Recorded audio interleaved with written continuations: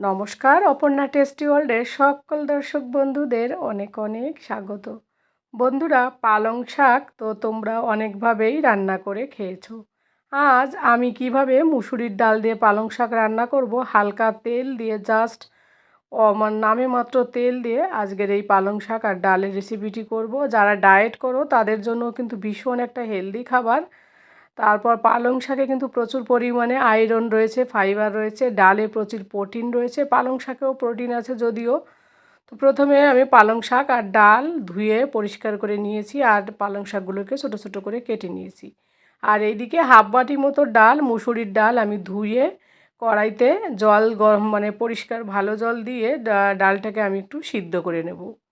তার জন্য দিয়ে দিলাম জল পরিমাণ মতো, আর দিয়ে দিলাম যে ডালগুলো আমি ধুয়ে রেখেছি সেই ডালগুলো, আর দিলাম পরিমাণ মতো আমি লবণ। আর এই দিকে আর একটা প্যান কড়াইতে আমি তেল ছাড়াই পালং শাক সিদ্ধ করতে দেব। এই পালং শাকের মধ্যে আমি একটুও জল ব্যবহার করব না, জাস্ট লবণ দিয়ে রেখে দিলেই কিন্তু পালং শাক থেকে জল বেরোতে শুরু করবে। এক্সট্রা আমাকে আর জল দেওয়ার প্রয়োজন হবে না। তো আর আমি কিন্তু তেল দিইনি, জাস্ট পালং শাকটাকে আমি একটু সিদ্ধ করে নেব এইভাবে। আর পালং শাক থেকে যে জলটা বেরোবে সেটা কিন্তু আমি ফেলে দেব না, এটা রেখে দেব। এবার যখন পালং শাকটা গরম যাতে হয় তার জন্য একটুখানি প্রথমে গ্যাস চড়িয়ে তারপরে আবার গ্যাসটাকে লো করে ঢাকা চাপা দিয়ে রেখে দিয়েছি। আর এইদিকে ডালটা দেখো, ডালের জলটা গরম হয়ে গেছে। এবার উপর দিয়ে যে ফেনাটা বেরিয়েছে এখান থেকে কিছুটা সাদা পরিমাণ ফেনা আমি কিন্তু ফেলে দেব।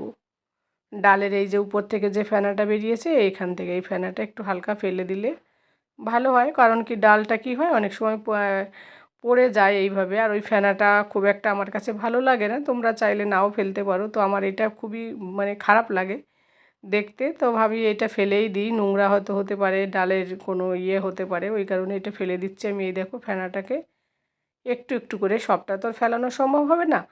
আর এই ডালটাকে আমি কিন্তু খুব একটা সফট করব না, হাফ হাফ একটুখানি ক্রাঞ্চি ক্রাঞ্চি ভাব থাকবে, তাহলে কিন্তু খেতে ভালো লাগবে।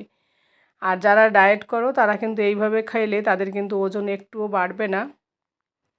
তো ডালটা এদিকে ফুটছে আর এদিকে পালং শাকের কী অবস্থা একটু দেখি, ঢাকনাটা তুলে দেখি পালং শাক যেটা দিয়েছি অনেকটা কমে গেছে, সিদ্ধটাও কিন্তু 50% মতো হয়ে এসে। আর দেখো কতটা জল বেরিয়েছে, আমি কিন্তু পালং শাকের মধ্যে কোনো জল ব্যবহার করিনি, তাও সত্ত্বেও অনেকটা জল বেরিয়ে গেছে। অনেকটা পালং শাক দিয়েছি কিন্তু সেটা কমে গিয়ে একেবারে অল্প হয়ে এসছে।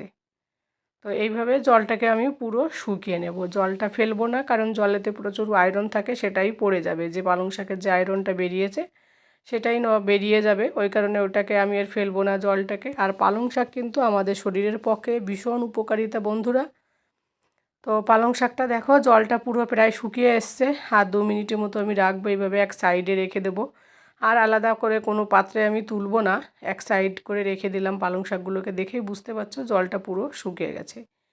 এবার এই প্যান কড়াইতে থেকে পালং শাকটাকে দেখো সাইড করে এবার আমি এই যে তুলে দিলাম, দেওয়ার পর ওই পালং শাকের যে প্যান কড়াইটা, ওই প্যান কড়াইতে কিন্তু ধুইনি আমি, আর যেহেতু পালং শাকই তো সিদ্ধ করেছি, তার এক সাইডে আমি একটু 2 চামচের মতো সর্ষের তেল আর একটু গোটা জিরে আর একটা শুকনো লঙ্কা মাঝখানে টুকরো টুকরো করে কেটে দিলাম। যখন জিরে আর শুকনো লঙ্কাটা ফ্রাই হলো তারপর আমি একটা পেঁয়াজ কেটে রেখেছি আগে থেকে, সেই পেঁয়াজটা কিন্তু এর মধ্যে দিয়ে আমি একটু হালকা ফ্রাই করে নেব।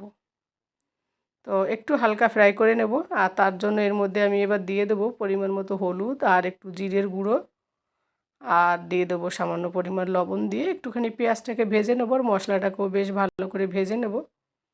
যেহেতু এখানে কোনো জল ব্যবহার করা হচ্ছে না মশলায়, তাই বেশি সময় আর ভাজবো না, কারণ যেহেতু ড্রাই মশলা দিয়েছি এটা পুড়ে যাওয়ার সম্ভাবনা আছে।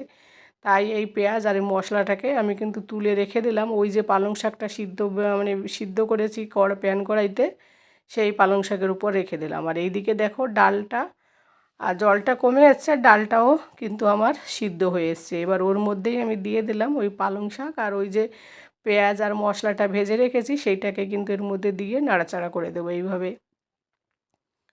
আর বন্ধুরা, এইভাবে পালং শাক আর ডাল খেলে কিন্তু ভীষণ উপকারিতা আমাদের শরীরের পক্ষে। আমরা হাউসওয়াইফরা অনেক সময় নিজেদের খেয়াল রাখতে পারি না, ডায়েট করতে পারি না, তারা কিন্তু এইভাবে ভাতের বদলে দুপুরবেলা এক বাটি এই পালং শাক আর ডাল খেলে তাদের কিন্তু ওজন কমতে ভীষণ ভীষণ সাহায্য করবে। তো বন্ধুরা, রান্নাটা কমপ্লিট। এইভাবে 2-3 মিনিট মতো রেখে এবার আমি সার্ভ করে তোমাদের দেখাচ্ছি কত সুন্দর হয়েছে, থিকনেস ভাব।